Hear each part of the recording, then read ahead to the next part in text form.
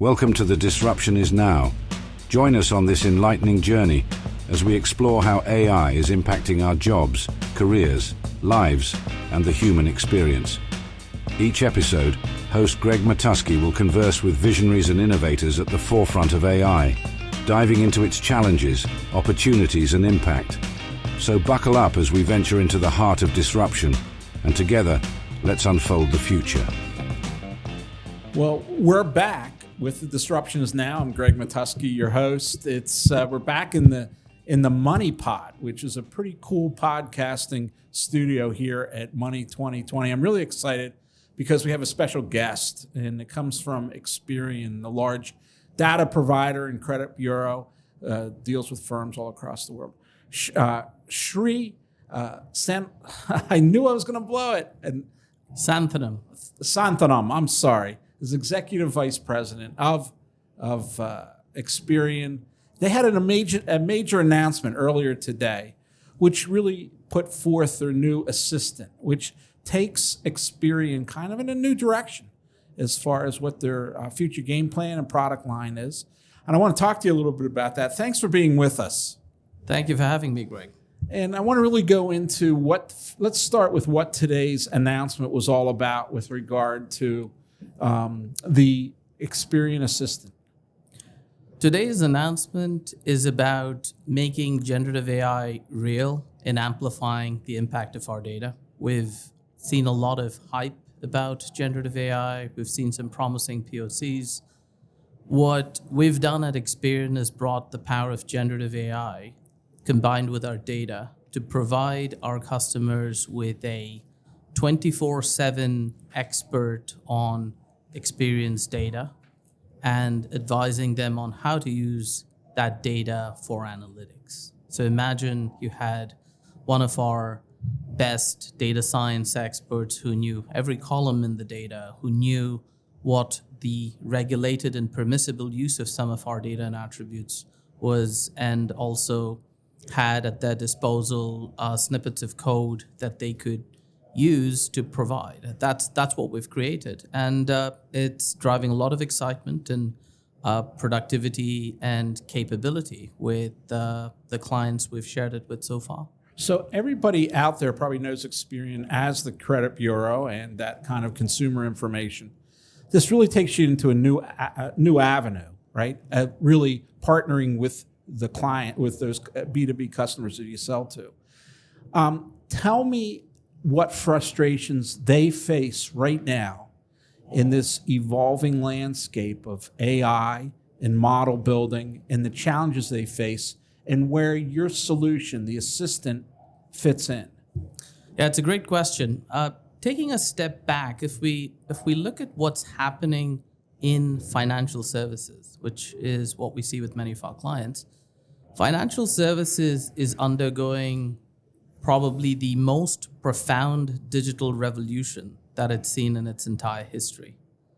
You see every discussion I've been in at Money 2020, the discussions around data, AI, technology, software, and it's about fundamentally reinventing how financial services operates. We see at Experian our mission and role to help financial institutions power and win in that digital revolution. We do that through not just data, but also software, analytics, and AI. And what we have done over the last decade and a half is made a number of investments in technology, analytics, AI, to help us go on a journey from being historically a traditional credit bureau to much more of a data-backed platform company. And we believe that our mission is ultimately to benefit financial inclusion in our consumers. And so by doing that, the means to doing that is to help financial institutions win in this digital revolution. Generative AI is an important weapon in that armory as we think about the mission that I just laid out. And what you're seeing is several of our clients coming to us with problems around how do I modernize? How do I use generative AI to get more from data? how do I get more sophisticated, specific, and surgical in lending to consumers? How do I get more approvals and more and lesser charge-offs? And by helping them do this, we create a win-win-win scenario. By helping lenders and financial institutions get more sophisticated in how they lend, we promote financial inclusion and we increase access to credit with consumers as well. So it's three pillars. It's helping the consumer, it's helping the client, the customer, and it's also helping Experian with advancing that. Now, as far as creating these, this is data that wouldn't have been easily accessible and actionable in the past. What were the shortcomings there? What were the impediments? Yeah, and let me lay this context out first in what you said, because I think you've raised quite an important question, which is you've said building something like an Experian Assistant involves accessing information and data which wasn't as easily accessible, which is the unstructured data. If you look at our core products, we have done a lot of great work over the last decade in making our structured data assets available in a safe, responsible, and regulated way. We have our consumer, we have our trade file, we have consumer attributes, and we have products like the Ascend Sandbox, where we make that structured data available. One of the opportunities, though, is to use that structured data. There is a lot of unstructured knowledge that you need to know and have available. Give me an example of what an unstructured source of data would be, so we can understand. So let's take structured source. Structured first, very simple. As a consumer, I might have information about you, an attribute, the number of bankruptcies you've had in the last few years, the outstanding balance of your credit card. Structured data, very simple. We make that available. Unstructured data and context around this is, I've given you 1,000 columns of data about the consumer. What does column A_133 mean when I say student loans? What does it actually mean? Where does it apply? Where shouldn't it be used? Can I use it to build an underwriting model? Is it FCRA compliant? Is it adverse actionable? There's a number of questions associated with that, which all reside in unstructured data. Historically, when you're a data scientist using our data, you rely on documentation, you rely on your knowledge of the industry, you rely on our experts to help you understand how to use that data. And it's been a great process. We support our clients. But we now have the opportunity to really take that knowledge and IP around our data and put it into, for those who are not familiar, what we call vector databases and stores for unstructured data, and make it available by way of an assistant. And so our clients, our customer data scientists, can use the Experian Assistant to tap into some of this unstructured information, which historically they would have had to send an email or place a call or ask a question. So is this assistant working with natural language? Can you prompt it as we do with ChatGPT to get answers back? What's the interface, I guess I'm asking, with that?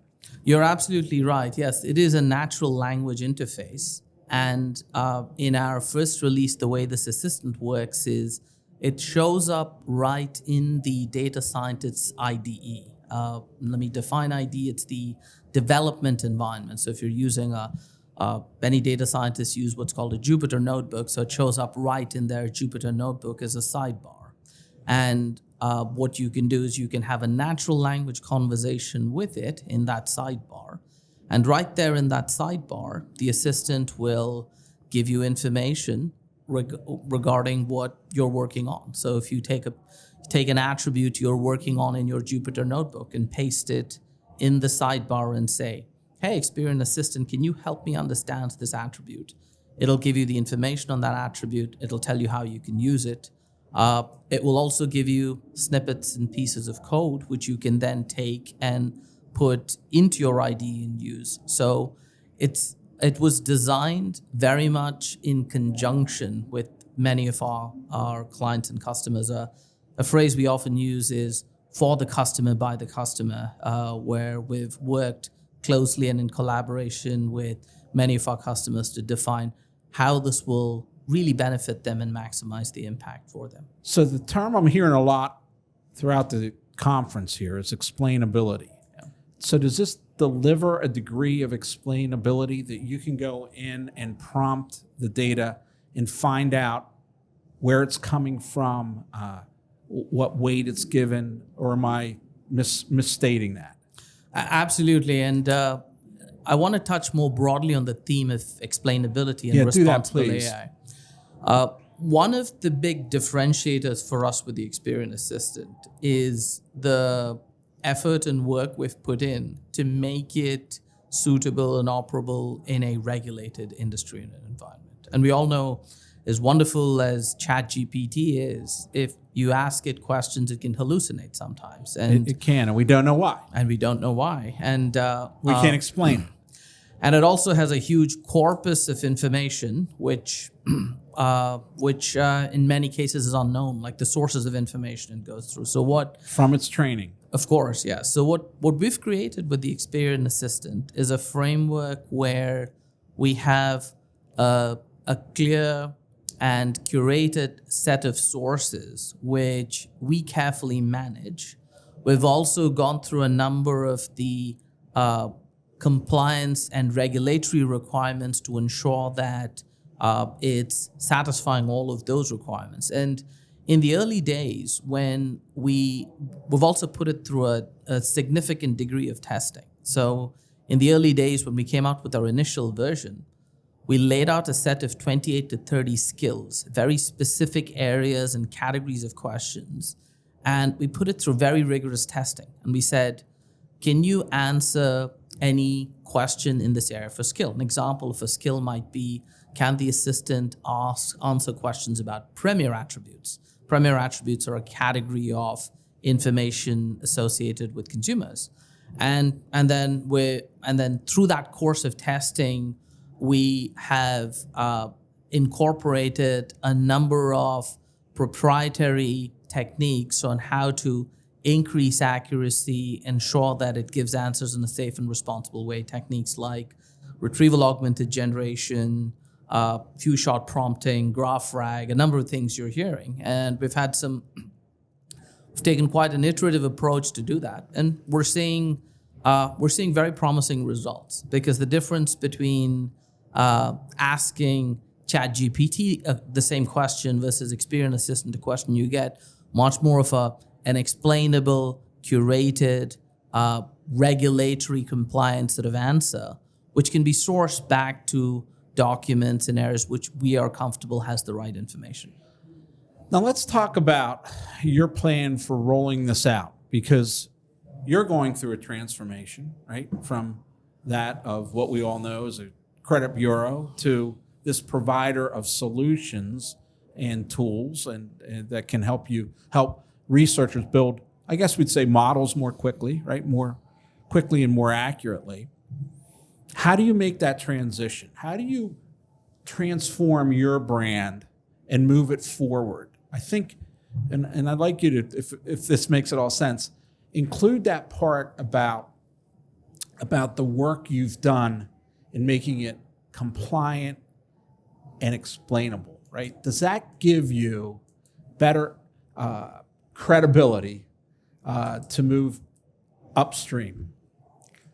Absolutely. So on your first question on our journey, Experian's been on this journey for a while now through our investments on the transformation from historically being a credit bureau to much more of a data-backed platform company. And a lot of that transformation has been on the back of the brand of trust, consumer responsibility, data privacy that we've established. And that's paramount for us. We take data privacy, compliance, and security very, very seriously. And anything we do is being mindful of that trust that we've created, which is the foundation of our entire sort of business. Now, the challenge for us has been, how do you innovate at pace while managing that trust? And one of the first things we did in order to be able to both innovate quickly as well as retain that trust is we established a risk council at the highest levels in our organization. The AI Risk Council, the job was to bring together a set of technologists, legal compliance folks, folks with regulatory knowledge, and AI experts. And we created a table, had all of these folks have a seat at the table at the highest levels of the organization, which then allowed for two very fascinating things. One, we found that these experts, given things were so new, they started educating each other.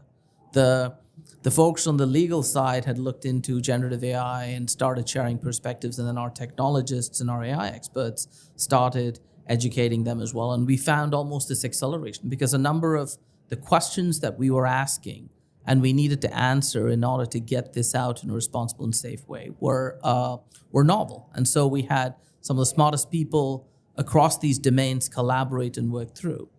And second, what we realized is we created a superhighway for POCs to scale. A lot of what you're seeing in financial services, I think I saw a study by one of the top consulting firms which said that about 40% of companies are talking about generative AI and AI, but not managing to do that much. About another 50% of companies are actually doing work, but they're largely POCs. And then 10% of companies are actually focusing on production at scale and driving value. So we think that cutting through the hype will involve getting through the elusive production and value at scale. We recognize this early, and our focus with generative AI is very much on getting value at production and scale. And to do that, you need a regulatory framework, you need technology platforms to operate in moving from POCs to production at scale. Let's drop back because you gave 2 points there. And the first point I want to examine a little deeper here, and that is the sharing and collaboration. And I've been at this for a long time, and I've gone through 4 tech revolutions in my business, right? One was the first time I saw a GUI interface. It was just mind-blowing, right? You could actually move type independent on a screen, and we're going way back. And then the first time I saw a transaction on the internet, I loved the internet as soon as it came out, and I thought it was really cool, but when I realized it would be a marketplace, that just blew my mind, right? And I was fortunate enough that I worked with some of the early e-commerce players, and it was very exciting. And then, of course, with the advent of smartphones and mobile and going along with that, social media, which was cool. You know, it's going to be big, but it's not going to. Well, it has changed the world. I take that back. And then it was generative AI. And when I got involved, what really astonished me was how collaborative everyone was. Just like you said with your council, that everyone learned from one another. And I just find it interesting that this was the first time in my career that you really there really wasn't any secrets. Like everyone was figuring this. It was so fast, right? That there was no one that was really an expert. They were sharing among each other. If you were on X, you could go and you still can follow any thought leader. And early in my discovery, I would direct message a thought leader. And I'd say, I tried these prompts. It didn't work for me. And they were gracious enough to respond to me and say, well, you need to have some sort of chain of thought. And what's chain of thought? And they would teach me how to do this. And so I find it interesting that even at the highest level of your enterprise, it was quite a collaborative and sharing environment, because that's what it's all about right here today. Everybody's sharing these things. And I think it's been a rare opportunity in my career. I don't know what you've seen, but it hasn't been the domain. We talked about this before we started broadcasting, where we said it really is the nexus of so many different disciplines, right? That it's brought us all together. And, as I said, 4 years ago, I would never be sitting here with the executive vice president of Experian speaking about a common interest. We would have had nothing in common. Yeah, I think you're absolutely right. Maybe to riff off a couple of things that you said, right? I think it's a great leveler. It's forcing a dialogue across silos and domains, where it's an environment where you can say no one's an expert or everyone's an expert, and both those things can be true. And that's true. And what a lot of the dialogue relies on an understanding of what's been happening in the last few days, the last few weeks, and the last few months. And for us, it's been an important method and muscle to develop, because it has required everyone to come to the table recognizing that things are moving quite fast, and that probably the biggest thing we need to be able to do is learn from what we're seeing and then make some choices which allow us to take things forward to the next step. Shri, I love that thought, developing the muscle, right? And what I see in my profession is a lot of people weren't on the progression early, okay? And so they never developed the muscle. So they go on and they try it and they say it doesn't work, or it doesn't sound like me, or it's vapid language, or it reads like a Wikipedia entry. And I suddenly realize it's because they never took the time to build that muscle, both in legacy, as you need to almost know, right, why we do things in certain ways and what was decided, in the third month of the revolution, but also in the practice, right? I really believe it's almost like learning to play the piano, to understand how these models work, that you've got to practice a lot before you're going to be able to improvise. Before you can play jazz, you really have to know your instrument, right? And that's why I think it hasn't evolved. One reason it hasn't evolved in my world as fast as I thought it was going to be. At one point, what really kept me up wasn't the risks or the unknowns. It was, how the hell am I going to stay current on this stuff and stay ahead of other major, larger PR firms?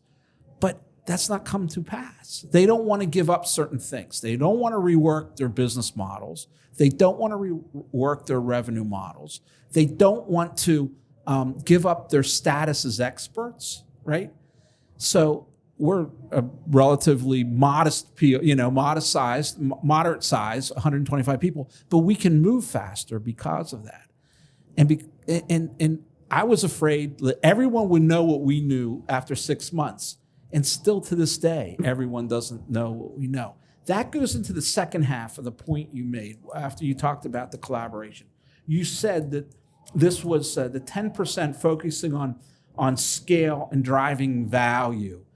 And, there's the hype cycle, and then there's this reality cycle.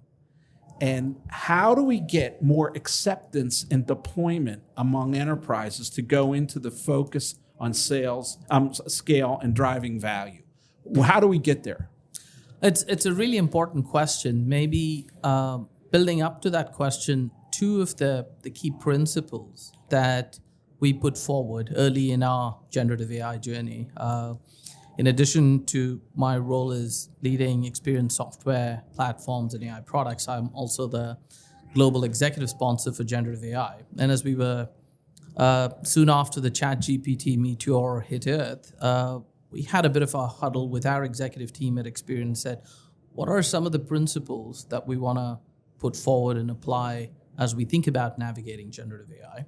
We'd come to the conclusion that this was a great amplifier for us. And we knew we wanted to lean forward. But two of the key principles we laid out were, one, we believe this is about unlocking grassroots innovation. This isn't about getting the 2 or 3 smartest people in our company and saying, go crack this in a conference room and come back. It was about putting it in the hands of as many of our 20,000 employees as we could in a safe and responsible way, and understanding what they could do with it. So this is your point about, we want experts across a number of domains to really understand what this means, and we need to create a way. That was sort of principle number one. And that is brilliant. I mean, you that's the real force multiplier, is that you have many smart minds thinking about it and surfacing use cases. Because this, when it was introduced, it was a general purpose technology, right? So it was almost like the gift was given and it said, Shri, you figure out how to use it. Judy, you figure out how to use it. Jonathan, you figure out how to use it. And Greg, you figure out how to use it. So if it was really roped off, cordoned off by the 3 smartest people in the organization, you wouldn't have had that compound effect. That's a brilliant strategy from the beginning. I interrupted you. Keep going. So the realization actually came in a bit of an odd way, if I might share a bit of a story. I think this was maybe soon after ChatGPT came out and it was available for people to use. My son was 11 at that time. Like most 11-year-olds, he's quite fond of his Nintendo. But his mother, who works at Amazon, does not allow him to use it during the week. So he's allowed to use it only on the weekends. However, he came to us one evening and sat both of us down and said, I have something to say to you. And he pulls out this 2-page document. And it's titled, The Case for 10 Minutes of Screen Time During the Week, right? And I'm reading this, and it's written with the clarity of some of the best bloggers you can see, way better than any of my college essays. It talks about the impact of dopamine addiction and how, like, balance is much better than extremes. And, like, I'm looking at this and saying, this is quite persuasive. And then I look at his mother, and he has struck exactly the right chord with her, because she's at Amazon. And if you know Amazon's culture, like Handy Jesse and Jeff Bezos make them write these detailed documents explaining themselves. And he played right into that. And she was looking at it. And unfortunately, she had no option but to grant him his 10 minutes of screen time for the week. And I was looking at that and saying, if 11-year-old can figure out something that has meaningful impact in what he has access to with this, then we really need to think about putting this in the hands of our 20,000 employees pretty soon and pretty quickly to see what else they might come out with. Yes, certainly if I had an 11-year-old son like that, I would call him 401k, because he's going to be my retirement there. Anyone that can deploy generative AI for an objective like that is going to go far, I got to say. So, great. So we talked a bit about putting it in the hands of as many people as possible. And then you had a couple more points on that with regard to how you did it. How you get to scale. I think the other key principle for us in your question on getting to scale, in addition to putting it in the hands of many, was actually realizing that you need to create the right apparatus to go from POCs to production and scale. And this means the right technical infrastructure. And as remarkable as ChatGPT is, when it actually comes to building production and robust engineering applications, it has nowhere near the engineering architecture and robustness required to run things in production, particularly in regulated environments. And of course, there are different products, different solutions for this. And what we have done is we've built a platform, a generative AI platform, which is a collection of many services, both external as well as homegrown, which serves as that production-grade accelerant to go from POC to production at scale. So how do you go from a POC which few engineers are using or which looks good on ChatGPT Enterprise to a scale application where you can have millions of consumers using it in a safe and reliable way, our clients using it. And so that's the problem we've solved with our platform. We've made a number of investments here. And together with both these principles and the work we've done behind them, we've managed to pave the way for production and scale. My advice to broader financial institutions as well is there's both an opportunity and a risk. Certainly, some of the larger financial institutions have the ability to invest the way we have done to build data tutors, assistants, etc. But we are quite excited about the ability to democratize what we've done and bring it to the several thousand of financial institutions across the board that exist in the country, and for them to be able to access it without having to make some of the upfront investment and some of the investments and knowledge that we've put in, we think is quite exciting. Now I'm going to ask you some general questions just about the world we live in. Sure. And we'll start with this one. What has surprised you most? You have a master's in engineering from Stanford, smart guy, seen a lot of business in the business world.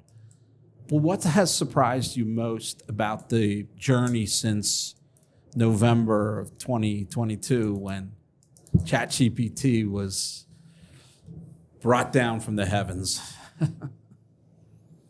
I think what surprised me most has been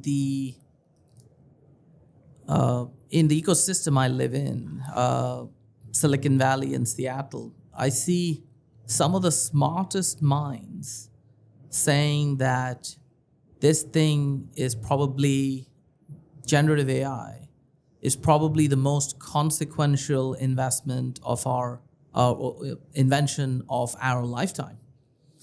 And that, initially when people said those things, you associate it with the usual Gartner hype cycle. With most of these things, there's a lot of excitement. But blockchain, right? Of course, right? Like every technology. But I think what surprised me is the conviction and consistency with which some of the smartest folks that I've encountered at all levels. You see the folks in public forums like sort of Bill Gates talk about it, but even at the grassroots level, the practitioners saying some of that, that has surprised me. Now, what we've seen to date has been exciting and promising, but I think we're still waiting to see that sort of big bang impact at scale, the way the internet made that transition from the mid-90s to call it like the mid-2000s, when you actually saw material sort of e-commerce companies sort of operate at scale. My sense is with generative AI, it took the internet probably a decade and a half to get to the point where people were saying, sure, yeah, this is where we're going. So if you draw some of those parallels, I think the internet as well started. You've seen this movie play out. It started with a more productive way for information exchange, right? People were researchers, sending emails, institutions, then email, right? Exactly, right? Email, communication, more efficient. And then slowly people started realizing that, hey, email could be the primary method of communication. And then when it started playing out, it started having a more profound impact on the way companies started looking at their own operations and the impact it could create, right? For a number of those companies. And I think with generative AI, we'll see a similar journey, as we expect. Now, a lot of what you hear about generative AI is on productivity. It's making engineers more productive. Right, it's making practitioners more productive. It's taking certain levels of knowledge work. But what happens as that productivity starts to take effect and it starts to become real is it opens up opportunities to fundamentally expand and evolve the business models itself. And I think that's when it starts to create a pretty significant opportunity. We recognize that at Experian. We see it as a very significant opportunity, and that's why our goal in this space is to lean forward and figure out what and stay at the forefront of innovation in a responsible way with this, and we do think that will be important for our journey going ahead. Yeah, you bring up a lot of really interesting points. A lot of things I agree with you on. I think people don't realize that the internet wasn't an overnight sensation. We think it was because we remember the late 90s and the sock puppets and all the investment that was in there. I don't think we realized that 1990, 1991, 1992. I think I got my first email in 1995, I would say. And then I'll never forget the first time someone told me I needed a website. And I was like, why would I ever need something that no one's on, right? But I was wrong, and I got one. And then I think we remember the 2000, all the 2000, and we think it all hit at once, but it didn't. And I think what's interesting about generative AI is it came on two levels, and that is it was introduced to consumers at the same time it was introduced to businesses. And that created an allure that the internet didn't, because I didn't have access to the internet in 1990 or 1991 as a consumer. So it was a unique way of launching it. It was launched as imperfect as it was, and really up to us to shape. For instance, I remember trying to write policies around security when there really was no security yet. Yeah. They were going to use your prompts to train, right? And then, of course, in a consumer-driven market, when consumers ask for it, OpenAI and Claude and Anthropic and others, they responded. So some of these things were self-correcting, but nothing was really thought out when it was first released in those ways. And we've really been a part of the process going forward. Where do you think Experian will be in the next 3 to 5 years with regard to where it's going and what surprises could be out there? And you can just speculate that. And this is the hardest part. I was talking to someone the other day, and they told me that with employment, everyone talks about how it's going to kill jobs, right? But what is never factored into that algorithm is the fact that we don't even know what this could lead to. So we don't even know the jobs that could be created because we don't understand what new innovations are out there. I always think that there might be a need for human-generated content constantly. You might have a job just as experts to give human-generated content. And that might sound crazy, but in the world of SEO, there's jobs that you just create content to influence one thing in the world, Google. And when we look back on that, I think we'll look at how crazy that was, that so much effort and time and money was spent to influence one single entity, all right? So I guess my question, long-winded, is, what do you think could be the most outrageous future that we wouldn't know of? To try and answer that question, if we look at maybe how what we're seeing with generative AI is different from the internet, right? There's two things which strike me. There's a dichotomy. When the internet first arrived, I think I was somewhere in high school or middle school, somewhere, and I'm going to date myself here. But I heard about this thing called the internet. And then maybe 12 to 18 months, I managed to finagle my way into, I think middle of high school in India. I managed to finagle myself into some university which had access to it and got my hands on it and experienced this thing called the internet. And it wasn't until 4 or 5 years after that I truly engaged with it fully and understood the power of it and then sort of got on the bandwagon, if you will. When ChatGPT came out with their new model 01, which now capabilities they talk about it include sort of reasoning. I saw this blog post, I don't remember, that there was this middle schooler in a remote northeastern state in India building an application on it, right? And that to me is just mind-blowing. I think it was in the state of Bihar.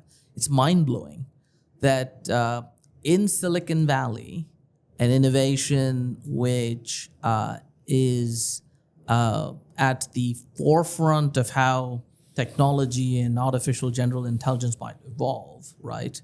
Within hours, you have someone with a middle schooler in halfway around the world in India using it. It's just mind-blowing. And at the same time, I see in companies that we talk to applications of ChatGPT or things that have been around for 18 months now, saying, hey, you can use generative AI to go read this contract. So you're seeing this interesting dichotomy where there's almost universal access, but still only pockets of understanding. And I think this makes for quite an interesting ecosystem of how innovation would work and the world will sort of play out. What does it mean for innovation and technology, and what does it mean for us at Experian? I think what it means for innovation and technology is versus the internet. I think we're going to see a much more universal pattern of innovation. With the internet, you almost saw the companies first start in Silicon Valley, somewhere in North America, and then Europe pick it up, and then is there an equivalent solution like in Asia? I think you're going to see innovation almost simultaneously across the world for different sets of interesting problems, and we'll have as much to learn across than there is to teach. The second thing I think we'll see is there's going to be a lot of value associated with companies who are stewards of data and who can manage it responsibly. Because ultimately, generative AI and large language models need data, and they're about managing unstructured data and opening up access to structured data. And so we recognize both the opportunity and responsibility we have as Experian. And we believe there could be a very significant opportunity ahead of us here, being stewards of one of the most valuable data sets on the planet. And we take that very seriously. So we're making, in the next 3 to 5 years, you'll see us continue to accelerate on our journey to really evolve from a traditional credit bureau to much more of a data-backed platform company enabled by technology, by AI, really focused on powering the digital revolution, which we see financial institutions operating in. So I think we'll see a number of innovations come out in that space. Yeah, and I think it's interesting the point you made about these pockets, a dichotomy in these pockets of users and use cases. And it really will, whereas we've always talked about democratizing technology, but I think this is really going to democratize intelligence, right? Indeed. And it's really going to put it in hands of the people who are most curious and want to find solutions, right? And that might not be an MIT PhD, right? Or a Stanford PhD. It might be somebody who's just curious about their own world, or it might be their own, maybe a chronic disease that they're facing. And they build something in generative AI, which takes them down a course, which leads to discovery, because this is the first time we can communicate to machines in language, in natural language. I know that's such a buzzword. I always have to break it down for non-technical people. I always say, just talk to it. Talk to it like you would talk to an assistant. It actually makes you a better coworker in the real world, because once you create prompts and you see how they go wrong, you understand what you didn't tell it to do, right? So that you can tell an assistant verbally, you can give them better commands so they don't come back to you so many times trying to fill it in. It makes you a better manager in many ways. Absolutely. And maybe just to pick up on your point there, right? You said of the 4 key innovations you've seen in your lifetime, the graphic user interface was the first. And if you ask a question, what was remarkable about the graphic user interface? Because prior to that, when you had to speak to machines, you had to talk in this cryptic language called code, and unless you knew how to code, you couldn't talk to these machines. And then along comes the graphic user interface, and it's a way for the everyday person to see pictures and graphically interact with computers. Well, I think we're at the cusp of another evolution of that fundamental problem. And the whole premise of the graphic user interface was because machines couldn't speak our language. Well, now they can. And now I think it presents yet another opportunity for us to reimagine and evolve how machines interact with humans. I think we see a number of technologies today. We see a number of software solutions which are focused on interacting with users and a natural language interaction where you're curating content through the course of that natural language interaction is maybe a much smoother way of interacting than a more traditional graphic user interface. And I think that's going to have important implications as we think about how products evolve, how services evolve. And it has broad implications for Experian Assistant, that you can now have easier ways of building these models. Even very skilled data scientists find easier ways to do this to shorten the development time and also improve the quality of the product and the stewardship of the data that's in there. So, Shri, it's been a great discussion. I want to thank you for your time here in The Disruption Is Now. Best of luck. We'll be following you closely. I'm sure that I'll be on checking my credit score right after this just to make sure that I'm still doing what I have to do. I appreciate it, and best of luck with the assistant, and I think it's a brilliant idea. Thank you very much. Thank you for having me, Greg. It's been a pleasure. This podcast is a production of Gregory FCA. If you enjoyed our discussion today and want to continue exploring the transformative power of AI, please check out more episodes and subscribe wherever you listen to podcasts.